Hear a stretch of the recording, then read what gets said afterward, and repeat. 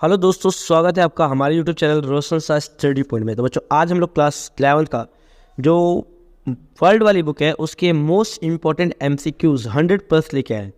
बच्चों, मेरा नाम है दीपक और आइए अब शुरू करते हैं हम लोग वीडियो को।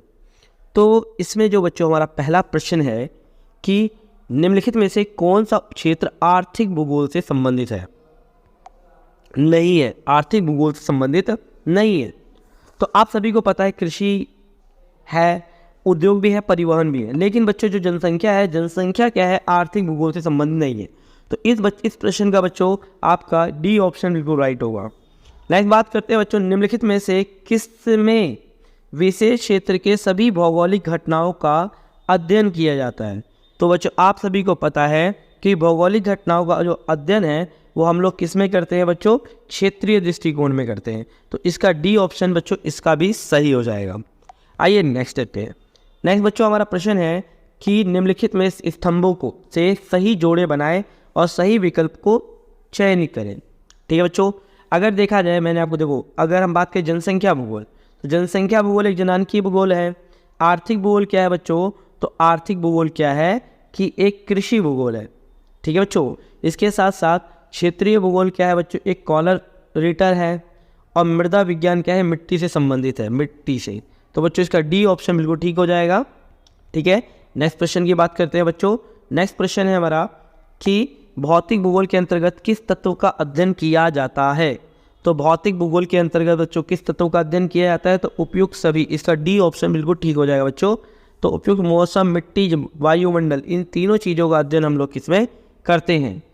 नेक्स्ट प्रश्न है बच्चों, यदि एक छात्र विश्व स्तर पर जनसंख्या के वितरण का अध्ययन कर रहा है तो वो निम्नलिखित में से कौन से उपागम का अनुसरण करेगा? तो बच्चों वो जो है वो किसका अध्ययन करेगा? तो इसका राइट आंसर कौन सा है बच्चों? क्रमबद्ध भूगोल है।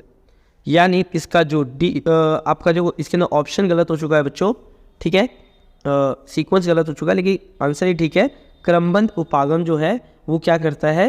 एक छात्र विश्व स्तर पर जब जनसंख्या के अध्ययन करता है तो वो कौन सा क्रमबद्ध उपागम होता है।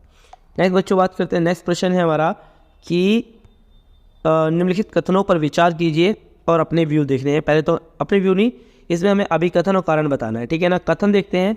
प्रौद्योगिकी ने प्रकृति के बारे में हमारी समझ में सुधार किया है। हाँ, बात सही है कि प्रौद्योगिकी ने हमारे क्या किया है? समझ में सुधार किया है। और प्रौद्योगिकी ने क्या किया है? प्राकृतिक घटनाओं के साथ साथ आर्थिक और सामाजिक पैरामीटर की निगरानी के बेहतर अवसर प्रदान किए हैं।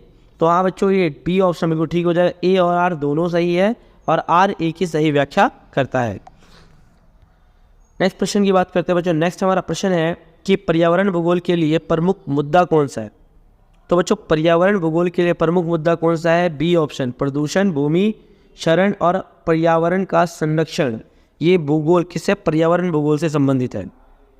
नेक्स्ट प्रश्न की बात करते हैं बच्चों। नेक्स्ट प्रश्न है कि भूगोल के क्रमबद्ध उपागम के संदर्भ में निम्नलिखित में से कौन सा सत्य है?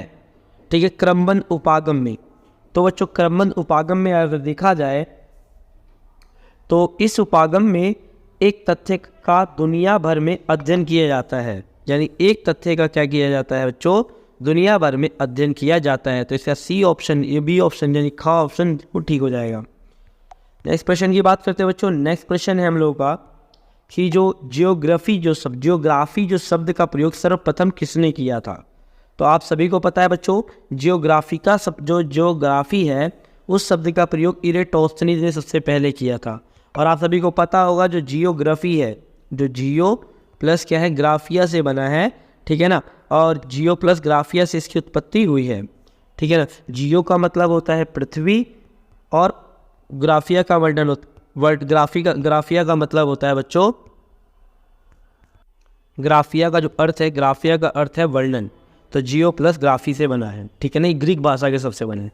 नेक्स्ट प्रश्न की बात है बच्चों निम्नलिखित विद्वानों में से किसने भूगोल को क्षेत्रीय विभेदन का अध्ययन करने वाला विषय माना है?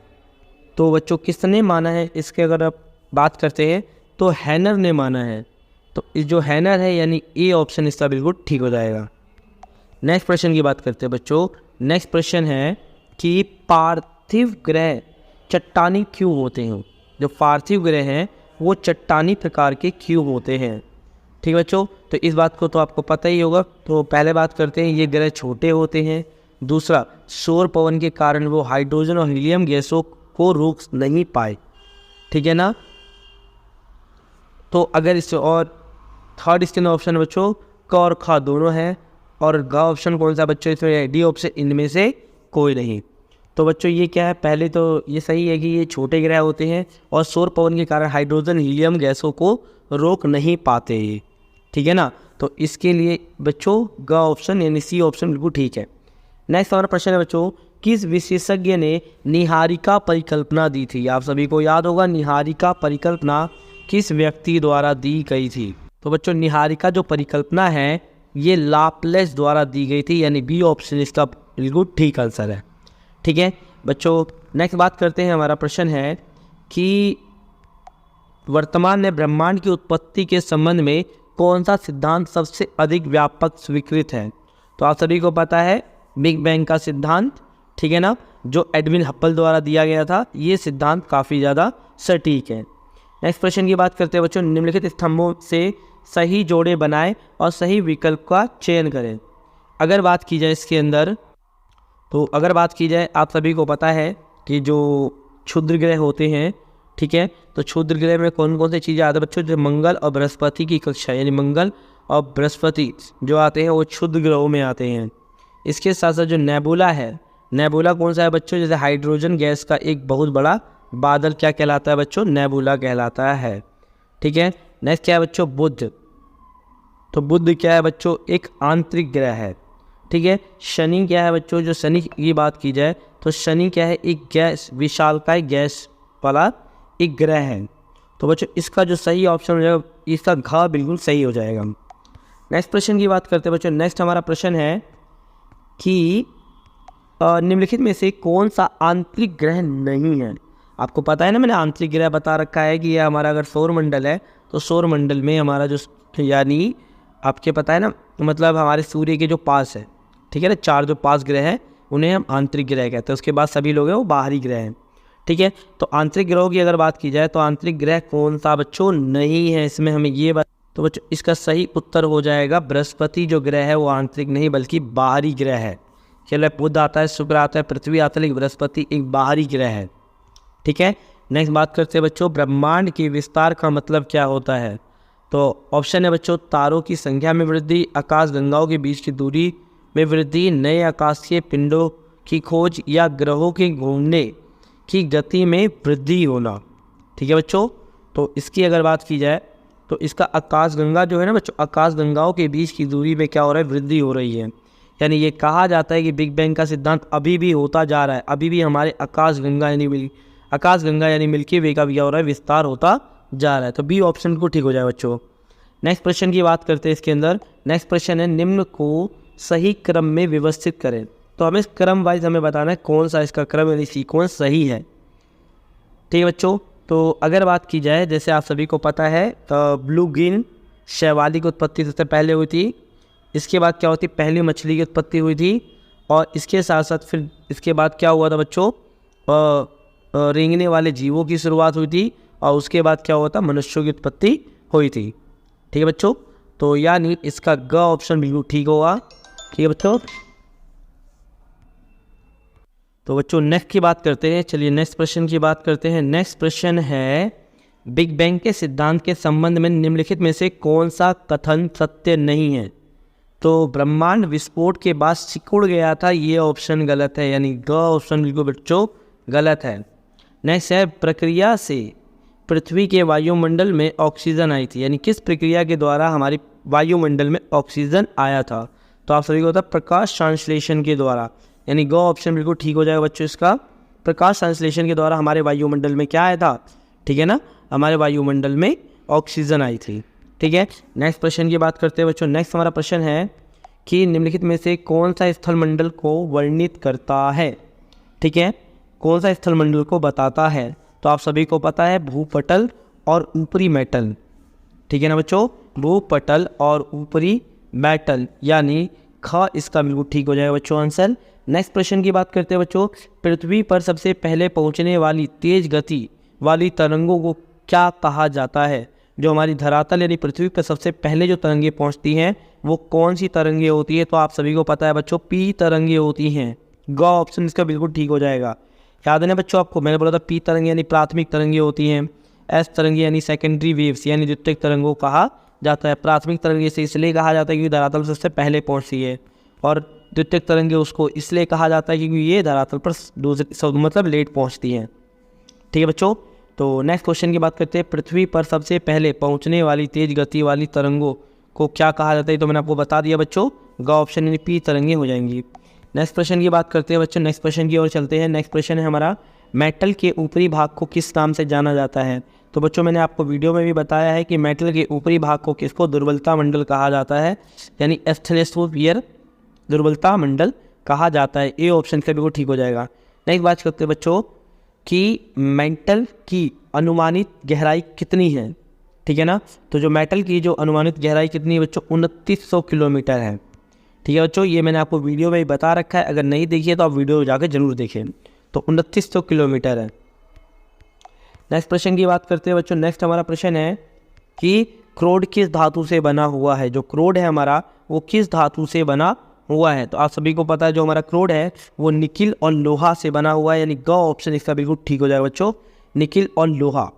नेक्स्ट प्रश्न की बात है बच्चों, निम्नलिखित में से पृथ्वी के किस भाग में घनत्व सर्वाधिक होता है? सबसे ज़्यादा घनत्व हमारे पृथ्वी के किस भाग में होता है? तो मैंने इसको भी आपको बताया था, यानी आंतरिक क्रोड में होता है। किसमें होता है बच्चों? जो हमारा आंतरिक क्रोड होता है, ठीक है, उसमें सबसे ज़्यादा क्या होता है बच्चों? घनत्व पाया जाता है। ठीक है ना, तो इसका आंतरिक हो जाएगा, यानी डी इसका ऑप्शन बिल्कुल ठीक हो जाएगा। नेक्स्ट प्रश्न की बात करते हैं। नेक्स्ट प्रश्न की ओर चलते हैं बच्चों। नेक्स्ट प्रश्न है, कौन सी तरंगे तरल पदार्थ से नहीं गुजर सकती? जो कौन सी तरंगे हैं जो तरल पदार्थों से नहीं गुजर सकती?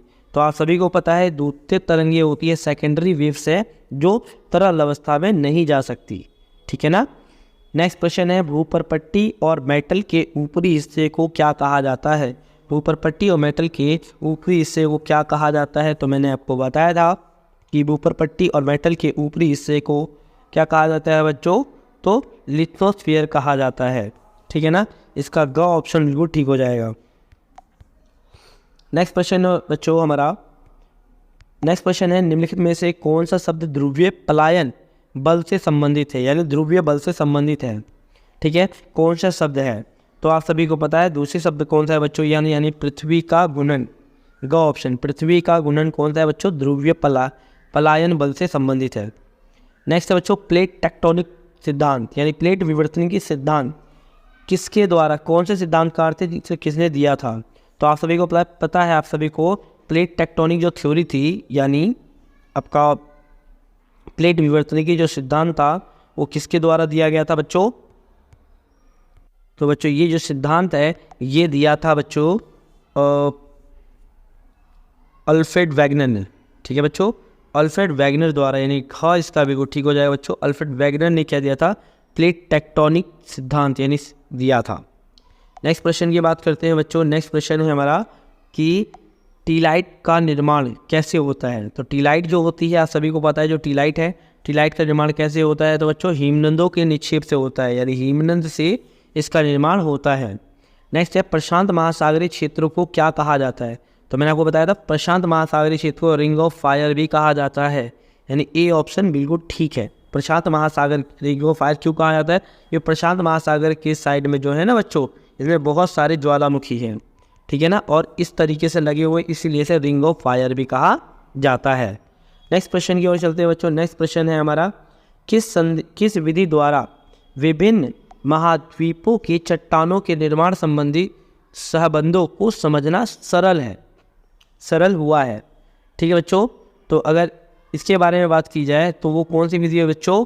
तो वो रेडियोमेट्रिक डेटिंग तरीका है, जिससे क्या कर सकते हैं? महाद्वीपों के चट्टानों के निर्माण संबंधी आयु का पता लगाया जा सकता है। ठीक है, नेक्स्ट है बच्चों, हिमालय पर्वतों के साथ भारतीय प्लेटों की सीमा किस तरह की प्लेट सीमा है? यानी हिमालय प्लेटों बच्चों और भारतीय प्लेटों में, ठीक है ना, किस प्रकार का संबंध है? तो अगर ये देखा जाए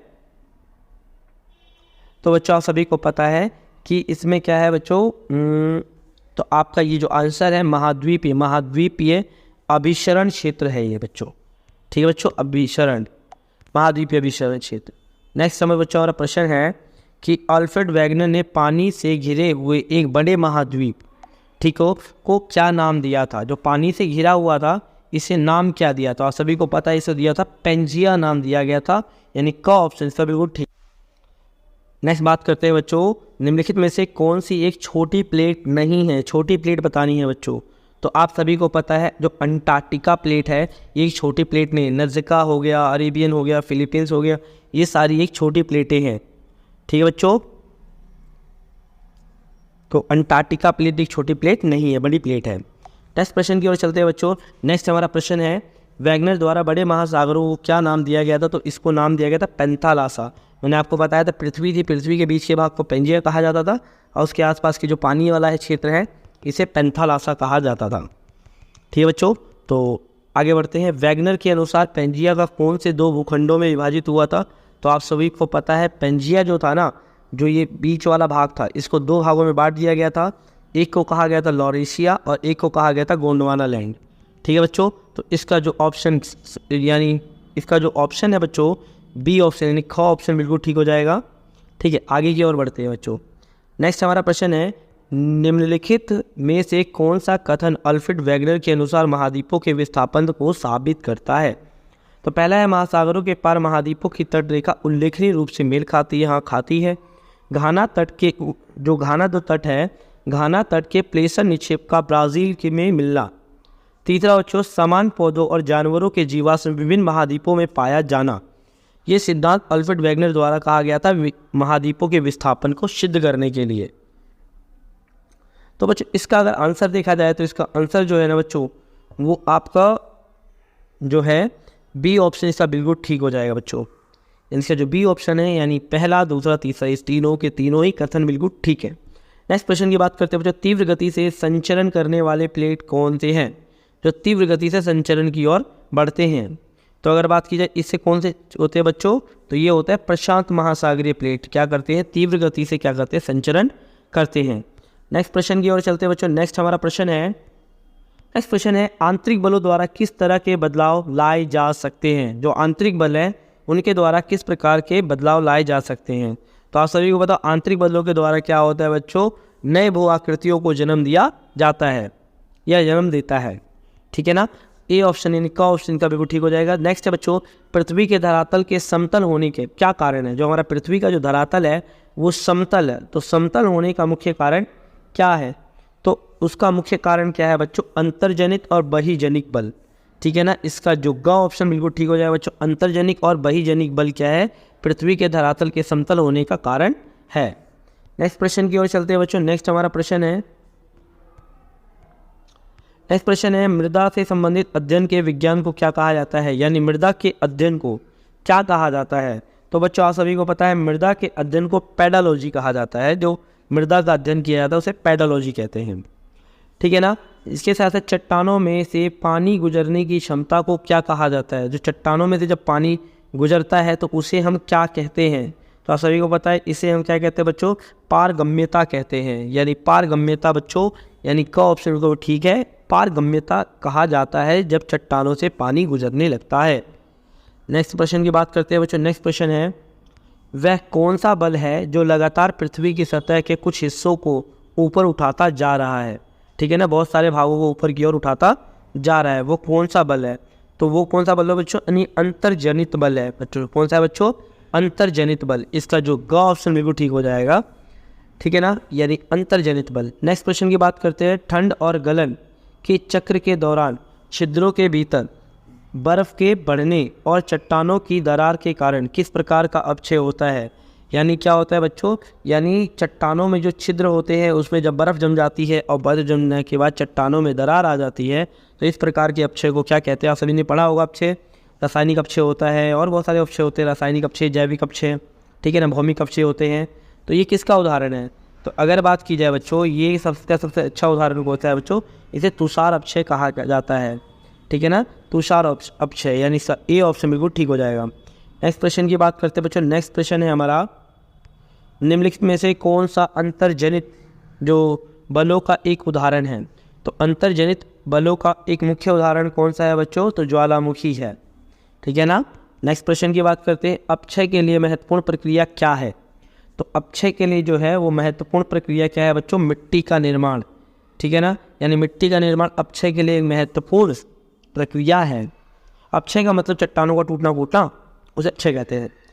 नेक्स्ट बात करते हैं बच्चों, हमारा प्रश्न है ऑक्सीकरण क्या होता है। अगर ऑक्सीकरण की बात की जाए तो ऑक्सीकरण का मतलब होता है क्या है। तो ऑक्सीकरण का आप सभी को पता है, जहाँ वायुमंडल और ऑक्सीजन युक्त जल पहुँचता है, जहाँ वायुमंडल और ऑक्सीजन जल युक्त जल तक पहुँच, उसे क्या कहते हैं, ऑक्सीकरण कहते हैं। नेक्स्ट क्वेश्चन है बच्चों, बहुत संचलन का मुख्य कारण क्या होता है। जो संचलन है उसका मुख्य कारण क्या होता है। तो बच्चों इसका मुख्य कारण क्या होता है, गुरुत्वाकर्षण बल होता है, यानी से बी ऑप्शन बिल्कुल ठीक हो जाएगा बच्चों, गुरुत्वाकर्षण बल। नेक्स्ट प्रश्न की बात करते हैं बच्चों, कार्बोनेटीकरण किस प्रकार की अपक्षय की प्रक्रिया है। कार्बोनेटीकरण, तो कार्बोनेटीकरण के बारे में अगर देखा जाए बच्चों, तो कार्बोनेटीकरण के बारे में बात करें बच्चों, कार्बोनेटीकरण क्या है, एक जैविक अपक्षय है। क्या है बच्चों, एक जैविक अपक्षय है कार्बोनेटीकरण, ठीक है ना। नेक्स्ट क्वेश्चन की बात करते हैं, अपक्षय के लिए महत्वपूर्ण प्रक्रिया कौन सी है बच्चों। तो अपक्षय के लिए जो महत्वपूर्ण प्रक्रिया है वो है मिट्टी का निर्माण, ठीक है बच्चों, यानी बी ऑप्शन बिल्कुल ठीक हो जाएगा। नेक्स्ट प्रश्न की बात करते हैं, ऑक्सीकरण मैंने अभी आपको बताया, ऑक्सीकरण का मतलब क्या होता है, यानी ये ऑप्शन जहाँ वायुमंडल और ऑक्सीजन युक्त।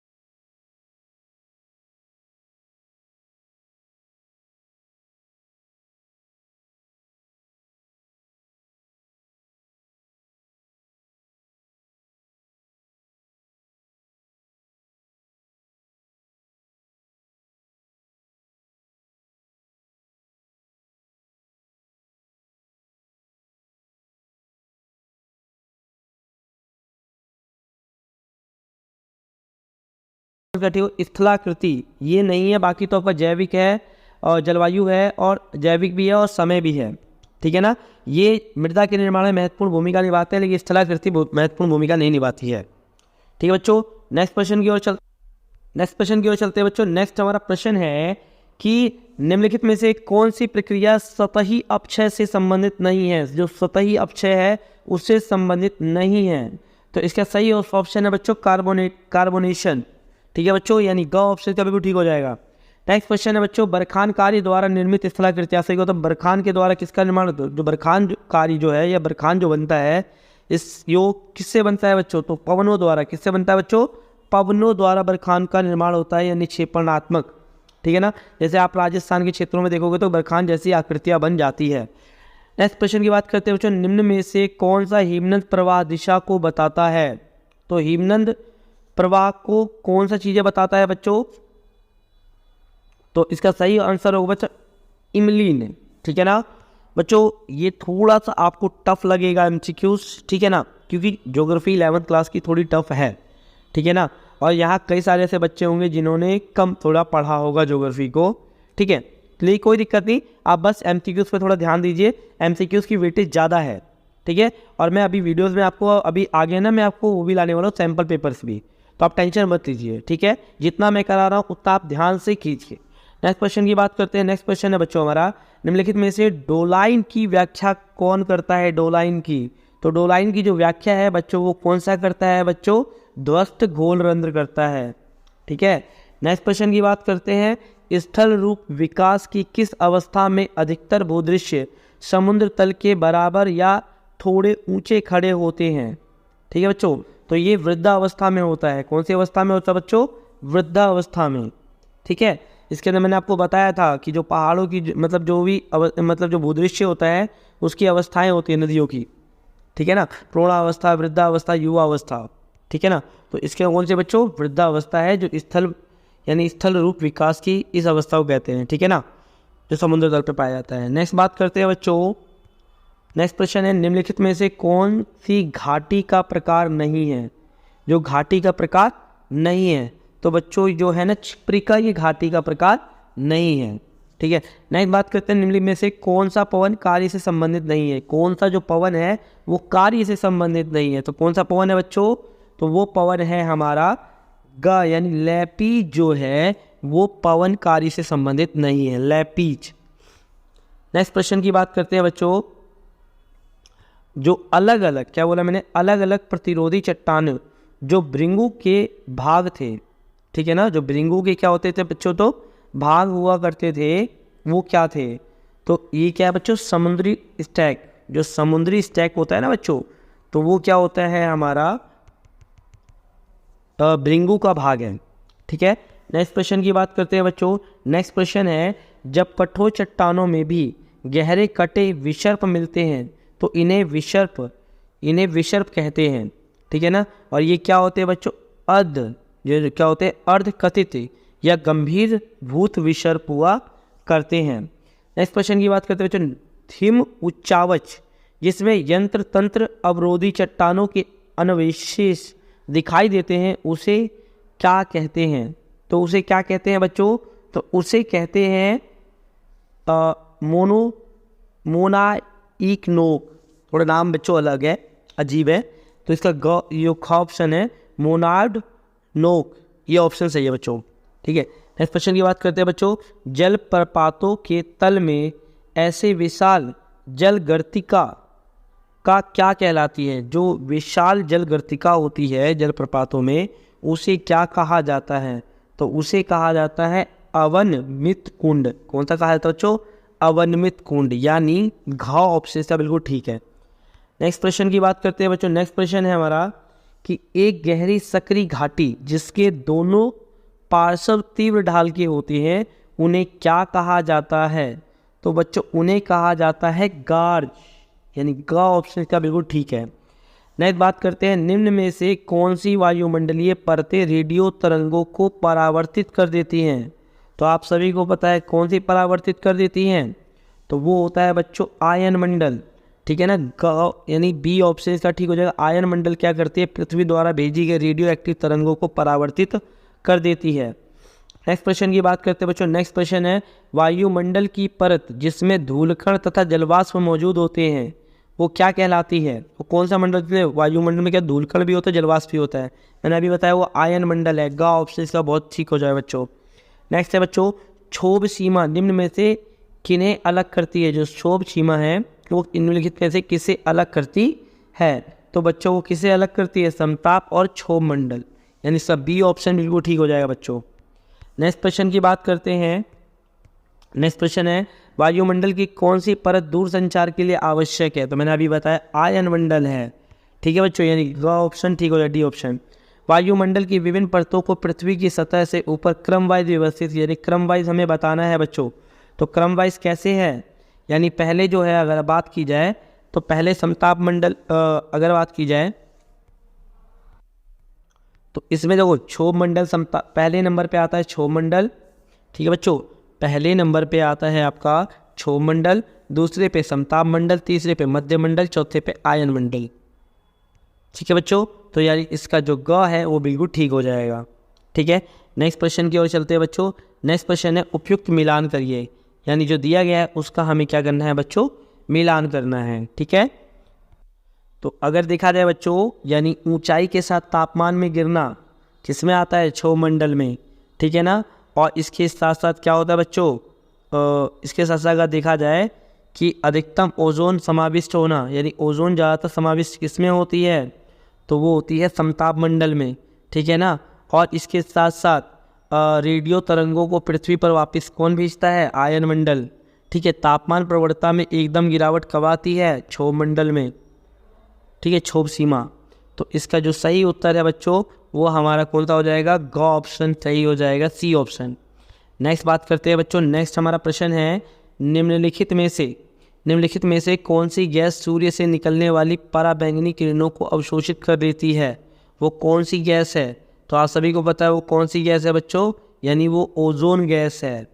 तो इसका बी ऑप्शन लिखा ऑप्शन बिल्कुल ठीक हो जाएगा।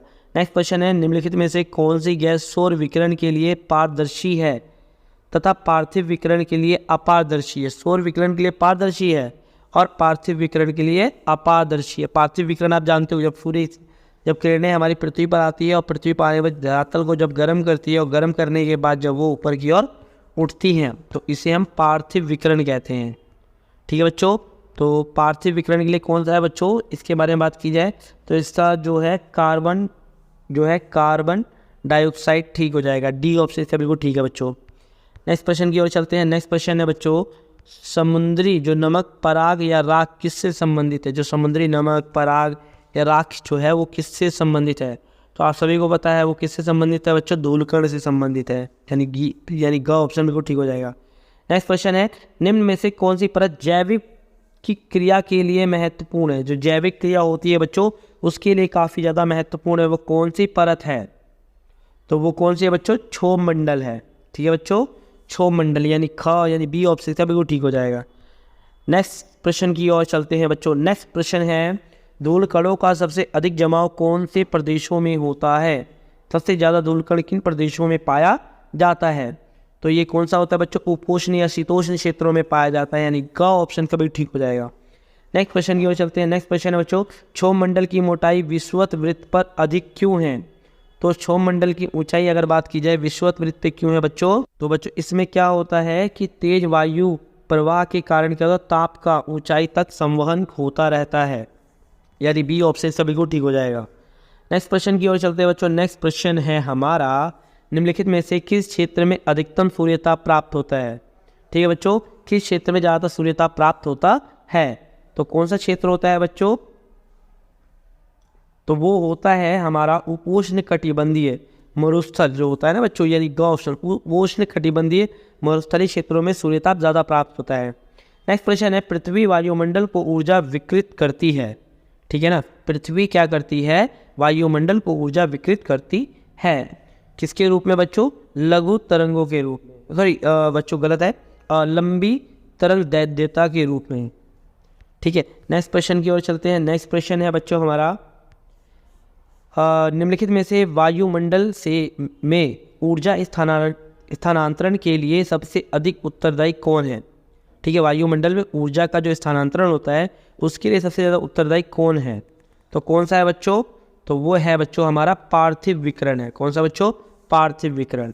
नेक्स्ट है, पृथ्वी के ऊष्मन एवं शीतल होने के संदर्भ में कौन सा तथ्य सत्य है? यानी पृथ्वी जो है वो गर्म और ठंडी होती है तो उसके लिए कौन सा तथ्य सत्य है बच्चों, वो तथ्य हमें इसमें बताना है। तो वो कौन सा तथ्य है बच्चों हमारा, तो वो है हमारा कि वायुमंडल की निचली परतों को गर्म करने में चालन महत्वपूर्ण भूमिका निभाता है। तो इसका ए ऑप्शन यानी क ऑप्शन बिल्कुल ठीक हो जाएगा बच्चों। नेक्स्ट प्रश्न की ओर चलते हैं बच्चों। नेक्स्ट प्रश्न है हमारा, निम्नलिखित में से अभिवहन का क्या परिणाम है? तो अभिवहन का परिणाम बताना है बच्चों क्या है? तो अभिवहन का परिणाम क्या है, उत्तरी भारत में लू का चलना। तो उत्तरी भारत में क्या होती है बच्चों, जो लू चलती है वो अभिवहन के कारण चलती है। लू मतलब ये गर्मी होती है लेकिन इससे कई बार तबीयत खराब होती है। नेक्स्ट बात करते हैं 85 क्वेश्चन के बारे में, पृथ्वी के एल्बिडो से क्या अभिप्राय है? तो पृथ्वी की एल्बिडो का मतलब क्या होता है बच्चों, पृथ्वी द्वारा जो विकृत, यानी पृथ्वी द्वारा क्या होता है बच्चों, परावर्तित विकृत मात्रा को क्या कहते हैं, हम पृथ्वी का एल्बिडो कहते हैं। मैंने आपको बताया था जो बादल होता है, बादलों से 27% जो ऊर्जा जो विकिरण होता है वो परावर्तित हो जाती है, जिसे पृथ्वी का एल्बिडो कहा जाता है। नेक्स्ट प्रश्न की ओर चलते हैं बच्चों। नेक्स्ट हमारा प्रश्न है, सूर्य एवं पृथ्वी के बीच न्यूनतम दूरी कितनी है?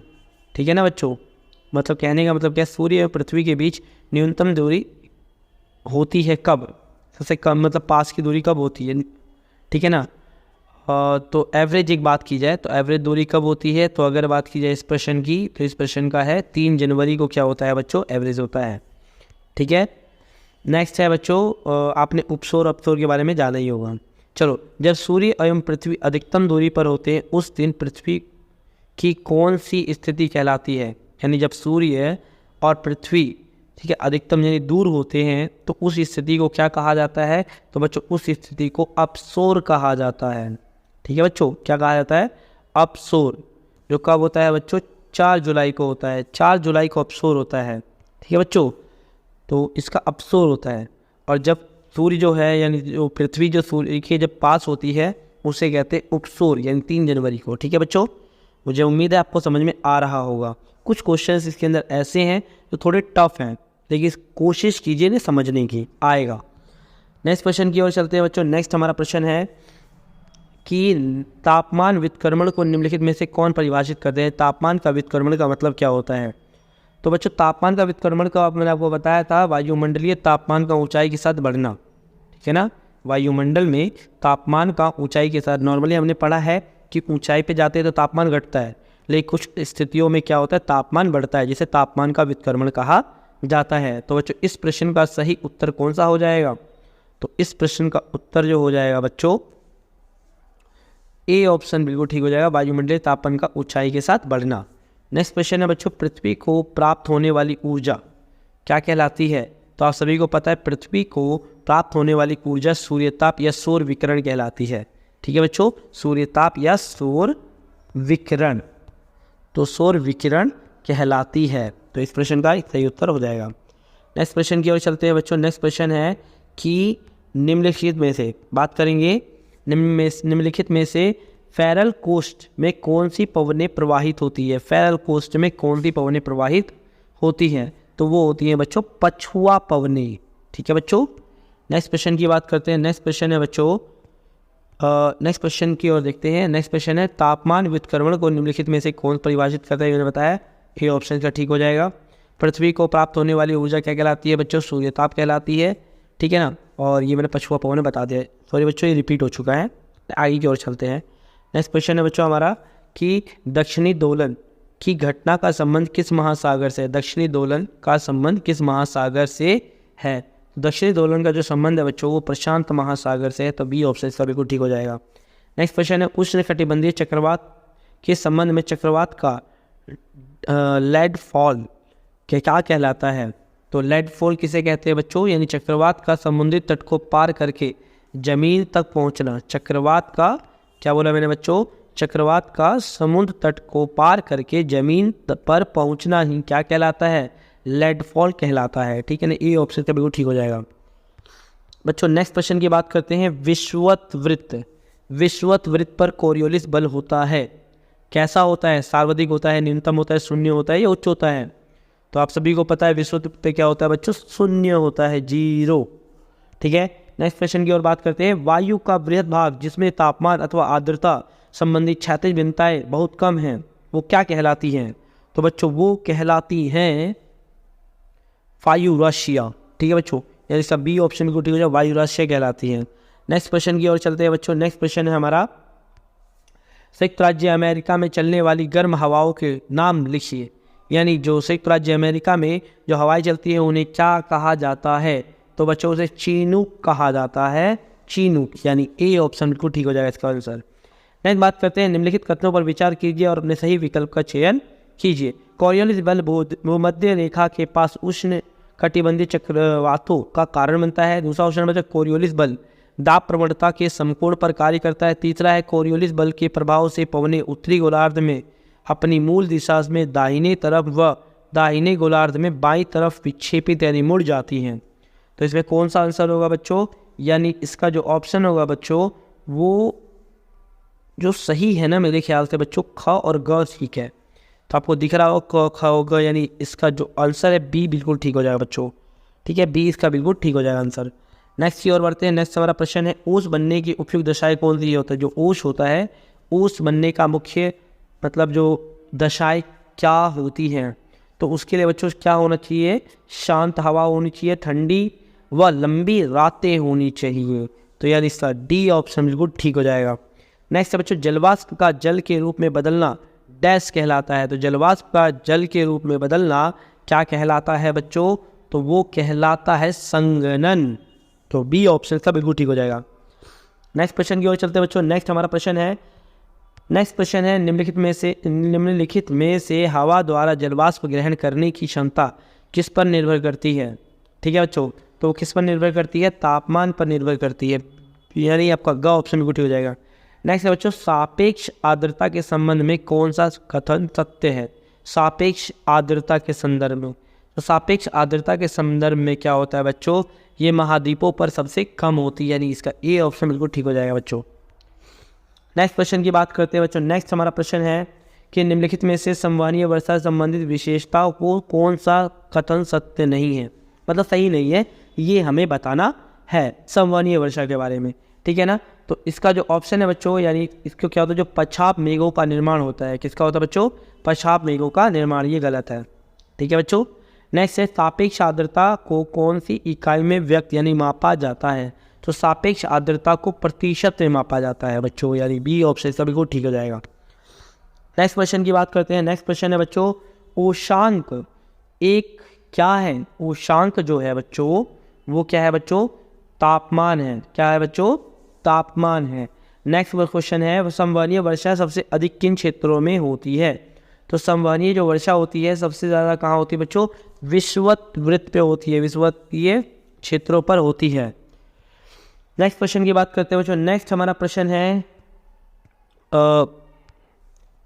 कि विषुवत वृत्त से 45 डिग्री तथा 65 डिग्री उत्तर एवं दक्षिण के बीच महाद्वीपों के पश्चिमी किनारों पर वर्षा पहले क्यों होती है? क्योंकि इन क्षेत्रों में वर्षा इसलिए होती है कि पछुआ पवनों के कारण। का मेन कारण क्या है बच्चों? पछुआ पवनें यहाँ बहती हैं।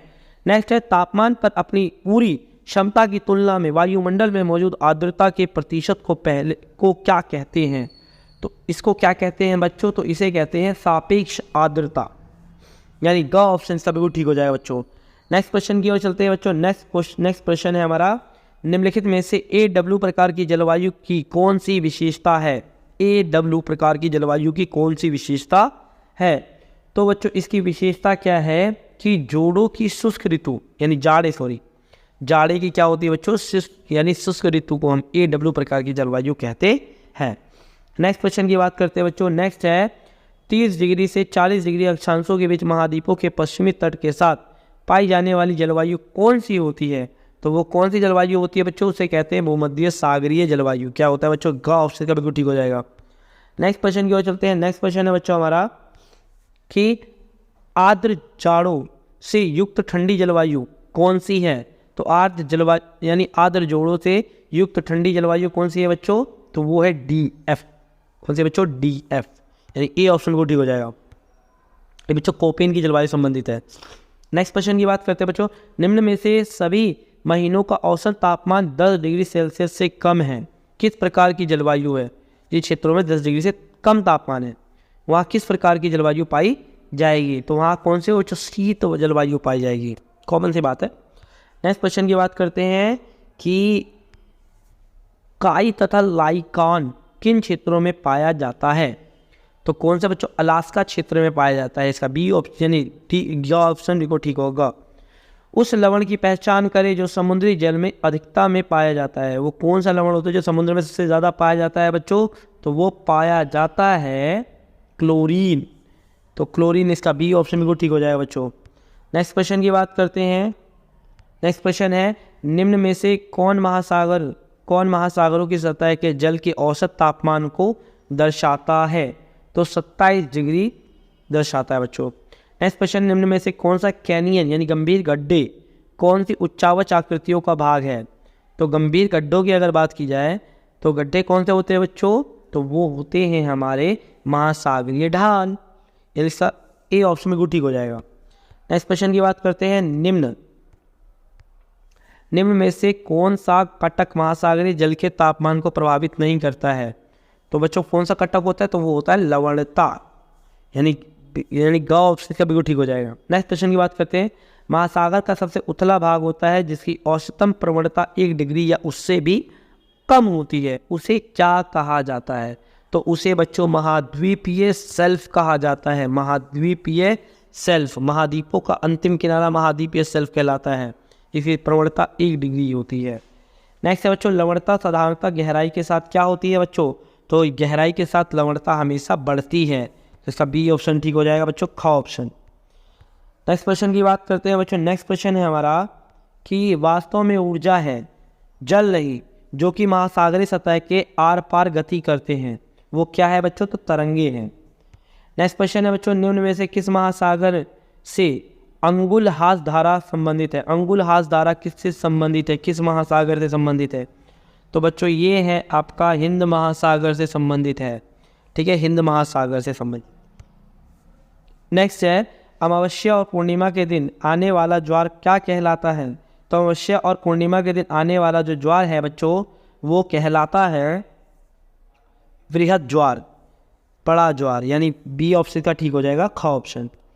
नेक्स्ट क्वेश्चन की ओर चलते हैं बच्चों। नेक्स्ट हमारा प्रश्न है, ज्वारभाटा जो है, ज्वारभाटा उत्पन्न होने का क्या कारण होता है? तो ज्वारभाटा उत्पन्न होने का कारण क्या है बच्चों? यानी गुरुत्वाकर्षण बल। ठीक है बच्चों।